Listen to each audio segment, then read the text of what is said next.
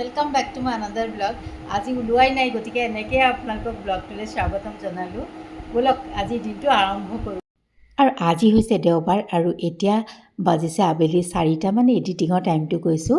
আৰু আজিৰ ব্লগটো এনেকৈ আপোনালোকক ৱেলকাম কৰিছোঁ। মোৰ লগত যে আছে তাই মোৰ ভাগিন নিকি, আৰু তাইও আহিছিলে যোৱাকালি। যোনে ব্লগ চাইছে গম পাইছেই মই তাইৰ কাৰণে যে মিঠা পোলাও বনাইছিলোঁ, সেই তাইয়ে আহিছিলে। আৰু এয়া আজি ৰাতিপুৱাতে লৈছোঁ এখন বুটৰ দালি বনাবলৈ আৰু লৈছোঁ এখন ভাজি, এইফালে কণী বইল কৰিছোঁ। আজি আৰু অকণমানেই লৰালৰি জানেনে, আজি আমাৰ পাৰ্ট টাইমাৰ গৰাকী নাহিলে, দিদি নাহিলে, গতিকে কি হৈছে ঘৰ সাৰি কাপোৰ চাপোৰ ধুই মেলি আহোঁতে অকণ দেৰি হৈছে। আৰু ৰাতিও যিহেতু নিকিৰ লগত কথা চথা পাতি শুওঁতে অকণমান দেৰি হ'ল, গতিকে ৰাতিপুৱা উঠাও অকণমান দেৰি। আৰু এওঁ আৰু দেওৰটোক চাহ তাহ খুৱাই মেলি লৈ মানে ব্ৰেকফাষ্ট দি লৈ মই গোঁসাই ঘৰত সোমাই নিকি মই খাবলৈ লৈছোঁ। তেনেকুৱাতে যাও আহিলে, তাইকো মাতিলোঁ, তাই কৈছে নহয় মই খালোঁৱেই। আজি মোৰ হেল্পাৰ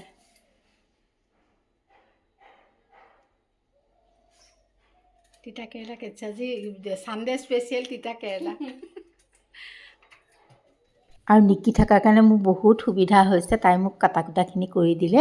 আৰু এইফালে মই গোটা জিৰা ধনিয়া তাৰপিছতে গৰম মছলা আৰু জালুক অলপ গৰমাই পেলাই মিক্সি জাৰ এটাতে থৈ দিছোঁ। আৰু এইফালে তাই যে মোক ভাজিখন কাটি দিছিলে, তিতা কেৰেলা আৰু এখন কাটি দিছিলে, সেয়া মই বহাই গৈছোঁ। ইমান সুবিধা লাগিছে মোৰ, মানে কাটি দিয়ে যে, কেতিয়াবা মায়েও দিয়ে বাৰু, কিন্তু মা আজিকালি হাতত ইমান জোৰ নাই। এয়া মোৰ তিতা কেৰেলাৰ ফ্ৰাই হৈ গ'ল, অকণমান দেখাই দিলোঁ। আৰু এইফালে এয়া কুন্দলি যে সেয়াইটো ভাজিছোঁ।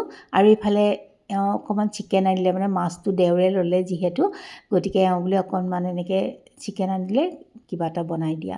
এইফালে মই দৈ জিৰা ধনিয়া হালধি নিমখ তেলেৰে মেৰিনেট কৰি থৈ দিছোঁ, অকণমান নেমু চেপি দিছোঁ, অকণমান কচুৰি মেথিও দি থৈছোঁ। আকৌ নিকি আহিলে বোলে দিয়ক মই মাংসৰ যোগাৰখিনি কৰি দিওঁ। আৰু সেইফালে তাই মাংসৰ কাৰণে কাটি আছে, আৰু মই এয়া দালিখন বোলো চম্ভাৰ মাৰি লওঁ। আৰু মই মানে একে হাতে কাটা মেলা চব কৰি থাকোঁ যে, আজি মোৰ একদম বহুত ফ্ৰী লাগিছে, মানে ভাগৰ লগা নাইকিয়া। কাটা কুটা কৰোঁতেও মানুহৰ কিমান ভাগৰ লাগে তাকে ভাবিছোঁ। আচলতে কৰি থাকিলে এয়া অনুভৱ কৰিব নোৱাৰোঁ আৰু এইফালে মোৰ দালিখনো হৈ গ'ল। আৰু ব'লক মাংসটোনো কেনেকৈ বনাওঁ আপোনালোকৰ লগত অকণমান শ্বেয়াৰ কৰোঁ।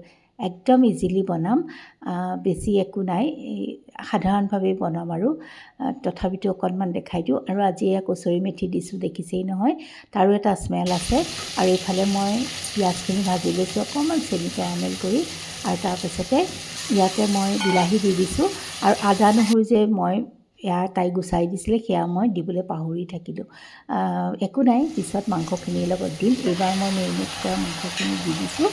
আৰু এইখিনি মই ধুনীয়াকৈ ভাজি আছোঁ। ইয়ানো আৰু কি দেখাম, তথাপিতো অকণমান দেখাইছোঁ।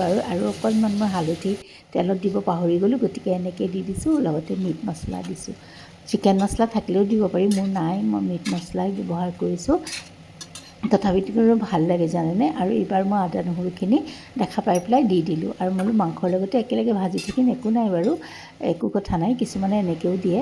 আৰু তাৰপাছতে এইখিনি ভালকৈ ঢাকনা মাৰি মাৰি মই ভাজিছোঁ। আৰু তাৰপিছত মই আলুখিনি দি দিছোঁ অলপ ভজা যোৱাৰ পিছতে। এই কিছুমানে আকৌ ব্ৰইলাৰ চিকেন খাবলৈ বেয়া পায় ন, আচলতে আমাৰ স্বাস্থ্যৰ কাৰণে এইটো ক্ষতিকাৰক নহয়। যদি ইয়াক ভালকৈ ভাজি ভালকৈ হিটত বনোৱা যায়, তেনেহ'লে ইয়াত যিটো এণ্টিবায়'টিক আমাৰ বডিৰ কাৰণে অপকাৰী বুলি ভবা যায়, সেইটো ইয়াতে জুইতে সি নাশ হৈ যায়। গতিকে আপোনালোকে নিশ্চিন্ত মনে খাব পাৰে, মই হ'লে খাই ভাল পাওঁ। আৰু এয়া মই ভজা হোৱাত দি দিছোঁ অলপ উতলা পানী, বৰ বেছি পানী নিদিওঁ। এইফালে মই কয়লা এটাও দিম বুলি ভাবিছিলোঁ, আৰু সেইকাৰণে মই কচুৰি মেথি প্লেটখনতে দি তাতে অলপ ঘিউ দিছোঁ। আৰু এতিয়া মই কয়লাটো দি দিম, কিন্তু কয়লাটো মই আৰু এদিন পুৰিছিলোঁ, সেইকাৰণে ভালকৈ পুৰা নগ'ল চাগে। আৰু এয়া মই ঢাকনা মাৰি দিছোঁ। আৰু কিন্তু কি হ'ল জানেনে, এই কয়লাডোখৰ উঠালোঁ, তাৰ স্মেলটো আহিলে বাৰু, কিন্তু খুব ভালকৈ পুৰা নোযোৱাৰ কাৰণে খুব ধোঁৱা নোলালে। একো নাই বাৰু, তথাপিতো ভালেই লাগিছে। আৰু অকণমান মই জলকীয়া কম যেন লগাত দি দিলোঁ। আচলতে জলকীয়া কিয় কম যেন লাগিছে জানেনে, মই যে এই যে জালুক জিৰা ধনিয়াখিনি খুন্দিছিলোঁ, দিবলৈ পাহৰি গ'লোঁ। এয়া এতিয়াহে দি দিছোঁ। আজি মই পাহৰোঁতেই সকলো হৈছে। আচলতে তাইৰ লগতো কথা চথা পাতি থকাৰ কাৰণে হয়তো এনেকুৱা হ'ব পাৰে। আৰু এইফালে মোৰ চিকেনখিনি ৰেডি হৈ গ'ল। এনেকৈ কিন্তু ব্ৰইলাৰ চিকেনটো খাবলৈ বিৰাট টেষ্টি লাগে, যদি খোৱা নাই খাই চাব দেই। একেবাৰে শেষত আকৌ অকণ কচুৰি মেথি দি দিলোঁ। মানে খুব গ্ৰেভিও নহয় আৰু খুব একে শুকানো নহয়। আৰু এইফালে মোৰ টেবুল ৰেডি হৈ গ'ল। এইফালে আছে দালি, এইফালে আছে চিকেন, আৰু এইফালে কি কি আছে দেখাই দিওঁ ৰ'ব। এইখিনি চিকেন ভাল লাগিছে ন? টেষ্টিয়ে হৈছে কিন্তু দেই, বেয়া লগা নাছিল খাবলৈ। আৰু এয়া তিতা কেৰেলাৰ ভাজি, আৰু এয়া এখন ভাজি, আৰু যাই আনিব মাছ। আজিৰ মোৰ ৰেচিপিত ইমানেই আছিলে আৰু বিশেষ একো নাই। এয়া মই টেবুলখনো ৰেডি কৰি লৈছোঁ। যিহেতু এওঁ গা ধুবলৈ গৈছে, বোলো এইখিনি সময়তে ৰেডি কৰি লওঁ, আৰু তাই যাই মাছ লৈ আহিবই, গতিকে মই বোলো এইখিনি ৰেডি কৰি থৈ দিলে আহিলে আমি বহিব পাৰিম। তেতিয়ালৈ 1টা বাজিলেই।